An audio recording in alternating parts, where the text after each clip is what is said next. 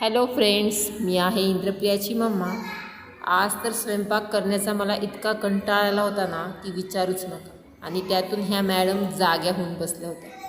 आता काय करायचं विचार करून करून काही सुचेना झालं। तेव्हा म्हटलं आता कडधान्य आहेत घरात, तर चवळीची भाजी आणि भात, डाळ भात लावला मुलांसाठी।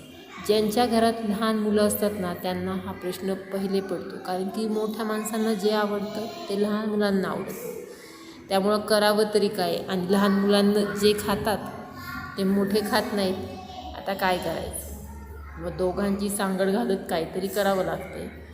सो मी चवळीची भाजी केली, डाळ भात केला आणि त्याच्यासोबत धपाटे केले। धपाट्याची रेसिपी मी तुम्हाला नेक्स्ट व्हिडिओमध्ये सांग। आणि हो, संध्याकाळसाठी मी हिरवी मूग आणि तांदूळ भिजत घातले आहे। याचा डोसा करावा असा माझा प्लॅन आहे, पण मी अजून कधी ट्राय केलेलं नाही आहे की असं होईल, डोसे होतात की नाही। पण छान झाले तर मी नक्कीच रेसिपी शेअर करेन। ओके, चलो bye, see you in the next video.